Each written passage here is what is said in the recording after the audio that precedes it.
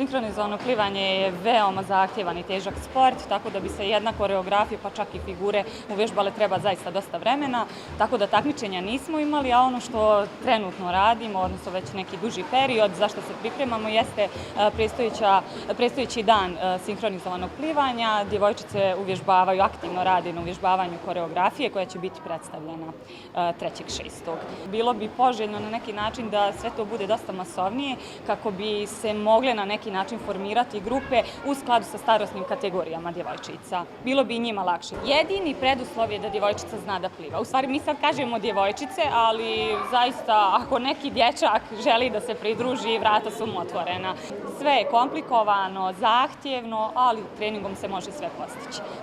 Dosta dugo je glava u vodi, a to još više otežava čitavu situaciju. Pa možemo reći da je ovo jedan predivan olimpijski sport i pre svega za razliku od običnog plivanja to nije individualni sport, već je kolektivni sport, zbližava djevojčice, nije samo plivanje, spoj je raznih sportova i zaista pruža mnogo lijepih momenata i uživanja u sportu kroz ne samo sport, kroz ples, muziku, balet, tako da zaista se radi o jednom predivnom sportu. Balet, gimnastika, plivanje, skokovi u vodu, tako da kad spojimo sve to zaista dođemo do jednog kompleksnog sporta, zaista koji zahtjeva mnogo ulaganja i, da kažem, odricanja da se dođe do nekog rezultata. Neki krajnji cilj naravno da jeste olimpijada, za sad neki revijalni nastupi u neko dogledno vrijeme kroz organizacije naših manifestacija, također i učešće na drugim takmičenjima.